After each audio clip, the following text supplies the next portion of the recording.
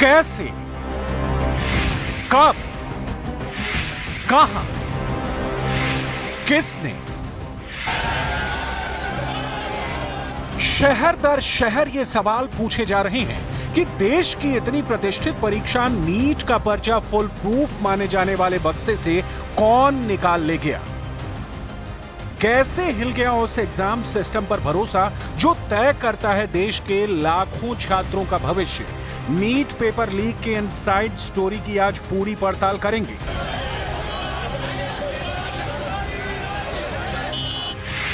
आपको बताएंगे कि न्यूज 18 इंडिया के पास वो कौन सी एक्सक्लूसिव जानकारी है जिसने पेपर लीक के नेटवर्क का पर्दाफाश कर दिया है। कैसे अहमदाबाद से पेपर हजारीबाग पहुंचा और फिर वो कैसे हजारीबाग के ओएसिस स्कूल के सेंटर पर पहुंचा। पेपर लीक से जुड़े हर किरदार के बारे में उसकी डिटेल भी आपको बताएंगे। ये भी बताएंगे कि 9 बक्सों में पेपर अहमदाबाद से निकला और 9वें बक्से के साथ छेड़छाड़ की गई तो आखिर किसने, कहां और कैसे निकाली बुकलेट? कौन है जिस पर जांच एजेंसियों को सबसे ज्यादा शक है? इसके अलावा पेपर लीक गैंग के अकाउंटेंट के उस डायरी की डिटेल भी बताएंगे जिसमें नीट पेपर लीक का पूरा हिसाब किताब दर्ज है।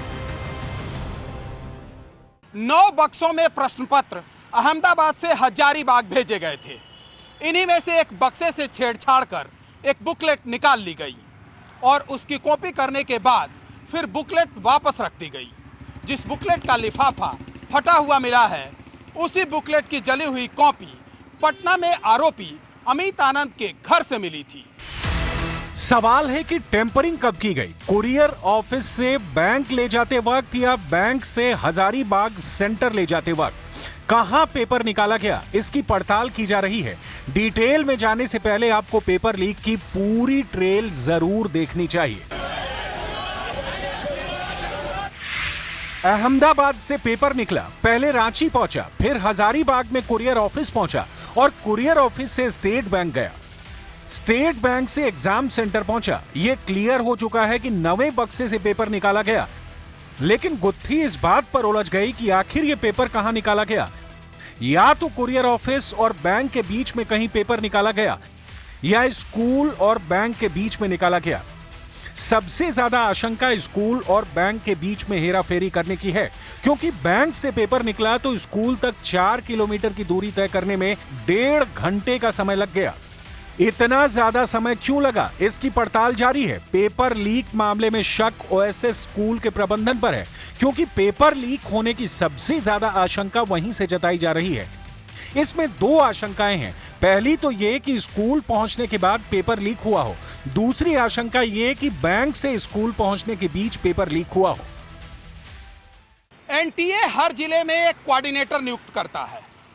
पेपर लीक होने की आशंका ओएसिस स्कूल के प्रबंधन पर ज्यादा इसलिए हो रही है क्योंकि हजारीबाग में ओएसिस स्कूल के प्रिंसिपल कोऑर्डिनेटर थे। ओएसिस स्कूल के ही वाइस प्रिंसिपल सुपरिटेंडेंट थे। एक प्रोफेसर को ओएसिस सेंटर पर ऑब्जर्वर बनाया गया था। बैंक से प्रश्न पत्र कोऑर्डिनेटर और सुपरिटेंडेंट लाते हैं। ऐसे में बैंक और स्कूल के बीच में या स्कूल में पेपर लीक होने की आशंका जताई जा रही है। जब वो ईओयू की टीम आई तो इसकी गहन जांच किया और जांच के बाद देखा कि इसके अपोजिट एंड में यहाँ से बहुत मामूली सा प्रिसाइसली एंड कुछ कट है और उस कट से फिर ग्लू से स्टिक किया हुआ है, जो उन्होंने कहा कि हाईली स्किल्ड प्रोफेशनल ही कर सकता है। तो कहीं ना कहीं कुछ गड़बड़ी था। अब वो गड़बड़ी कहाँ से था, ये जांच का विषय है।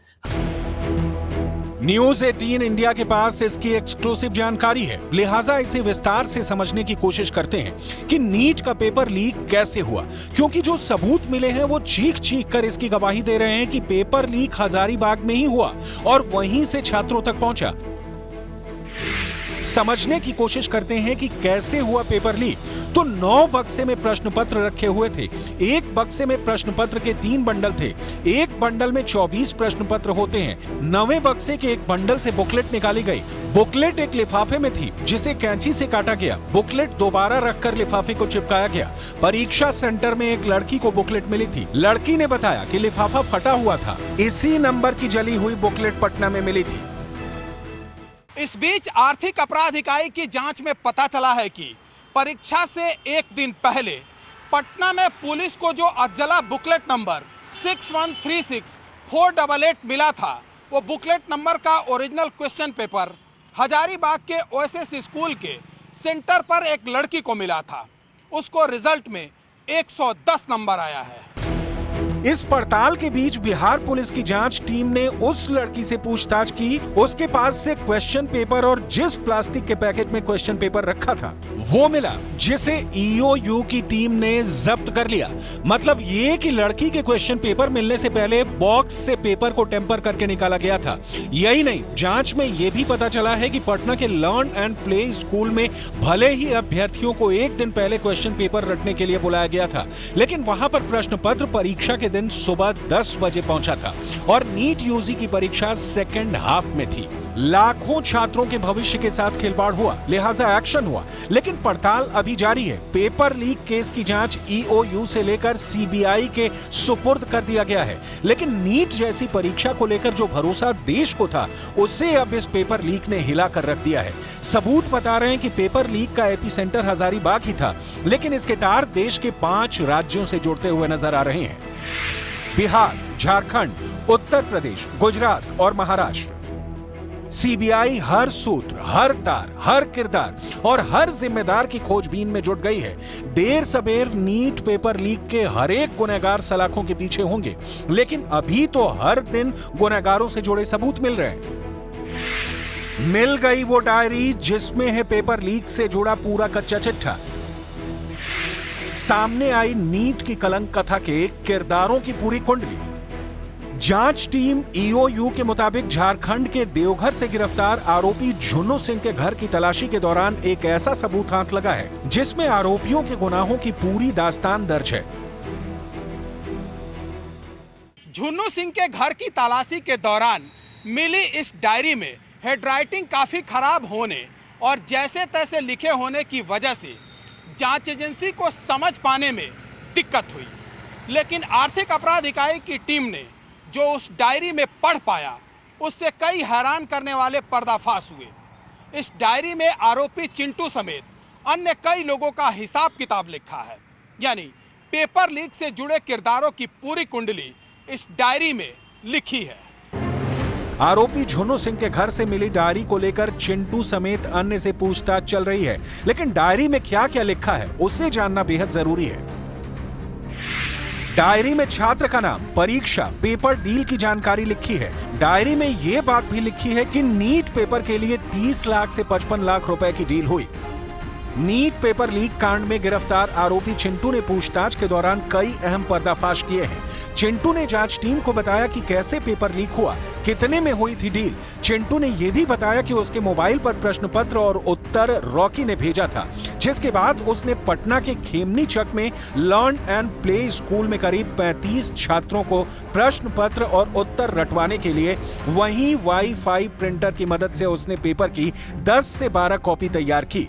रॉकी रांची में रहकर एक रेस्टोरेंट चलाता है, उसकी तलाश में छापेमारी जारी है। इस बीच ईओयू की टीम ने पूछताछ में चिंटू को बताया कि रॉकी के माध्यम से सबसे पहले बायोलॉजी का प्रश्न पत्र और उत्तर आया, इसके बाद फिजिक्स और अंत में केमिस्ट्री का पेपर आया था। रॉकी पेपर लीक के मुख्य साजिशकर्ता अतुल वत्स और अंशुल सिंह के साथ सीधे संपर्क में था।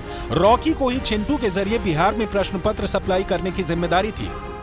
चिंटू ने रॉकी से मिले पेपर को संजीव मुखिया गैंग के कुछ लोगों को भी दिया था, ताकि सेटिंग कराकर वो लोग पैसा कमा सकें। चिंटू ने झारखंड के हजारीबाग में परीक्षा दे रहे कुछ छात्रों को भी पेपर भेजे थे। साजिश को अंजाम देने के लिए चिंटू ने 5 मोबाइल फोन खरीदे थे और अलग अलग कंपनियों के सिम कार्ड फर्जी दस्तावेज के आधार पर खरीदा था।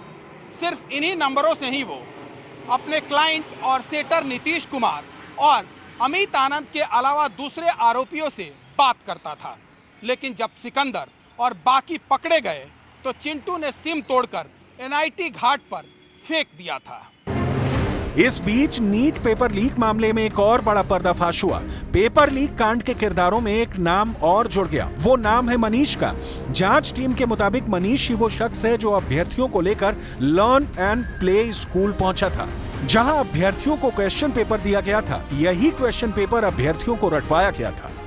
पटना के अलकापुरी इलाके में रहता है और यही वो घर है, उसकी पत्नी घर में मौजूद है। और अब से थोड़ी देर पहले जब वो बाहर निकली तो उन्होंने सीधे तौर पर यह कहा कि मनीष पटना में मौजूद हैं और वो पुलिस को पूरी तरीके से सहयोग करेंगे।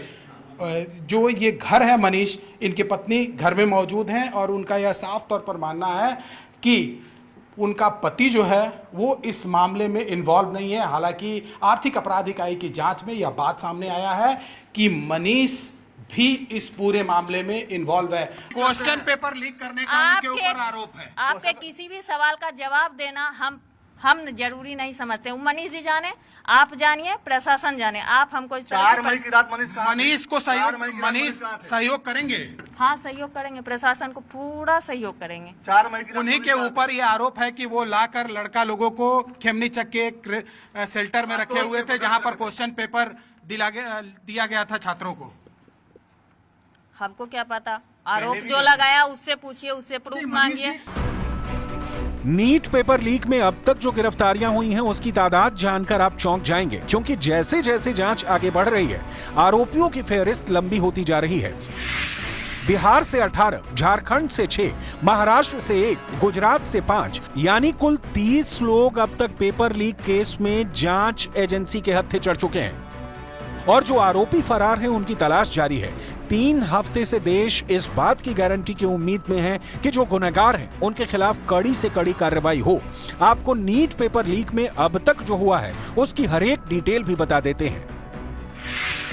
5 मई पूरे देश में नीट यूजी की परीक्षा हुई। 5 मई को ही पेपर लीक मामले में पटना के थाने में एफआईआर दर्ज की गई। पेपर लीक मामले में पटना से 13 लोग गिरफ्तार किए गए। 5 दिन बाद यानी 10 मई को ईओयू ने जांच का जिम्मा संभाला। 1 जून को नीट पेपर लीक और परीक्षा में गड़बड़ी के खिलाफ याचिका दायर की गई। 4 जून तय तारीख से 10 दिन पहले नीट यूजी का रिजल्ट आया। 67 अभ्यर्थी ऑल इंडिया रैंक 1 के साथ टॉपर बने। 8 जून को एक ही सेंटर से 6 टॉपर 718, 719 जैसे नंबर मिलने और ग्रेस मार्क्स देने के खिलाफ देश भर में प्रदर्शन शुरू हो गया। 8 जून को एनटीए ने जांच के लिए पैनल के गठन का ऐलान किया। 9 जून को सुप्रीम कोर्ट में काउंसलिंग पर रोक लगाने और री एग्जाम करवाने की मांग वाली याचिका दायर हुई। 11 जून को सुप्रीम कोर्ट का काउंसलिंग पर रोक लगाने से इनकार वाला ऑर्डर आया। 12 जून को दिल्ली हाई कोर्ट ने एनटीए को नोटिस भेजा। 13 जून को एनटीए ने 1563 छात्रों के री एग्जाम का नोटिस जारी किया। 14 जून को नीट विवाद की सीबीआई जांच की मांग हुई। सुप्रीम कोर्ट ने एनटीए से हफ्ते भर में जवाब मांगा। 15 जून को बिहार में ईओयू ने सॉल्वर गैंग से जुड़े 19 लोगों को गिरफ्तार किया। 16 जून को शिक्षा मंत्री ने एनटीए से गड़बड़ी की बात मानी और दोषियों को नहीं बख्शने की बात कही। 17 जून परीक्षा रद्द करने की मांग को लेकर एससी में याचिकाएं दाखिल की गईं। 19 जून सुप्रीम कोर्ट ने सीबीआई जांच की मांग खारिज की। 20 जून को शिक्षा मंत्री धर्मेंद्र प्रधान ने हाई लेवल कमेटी के गठन का ऐलान किया। 21 जून को सुप्रीम कोर्ट ने काउंसलिंग पर रोक लगाने से एक बार फिर इनकार किया। नीट पेपर लीक में अभी कई ऐसे तथ्य हैं जिसका सामने आना बाकी है, लेकिन अभी ही जो तस्वीर उभर कर आ रही है उससे एक बात तो साफ है कि पेपर लीक के लिए बहुत सुनियोजित तरीके से गैंग बनाकर इसे अंजाम दिया गया। और उससे भी बड़ी बात यह कि पारदर्शी परीक्षा करवाने के जिम्मेदार लोगों को इसकी भनक तक नहीं लगी।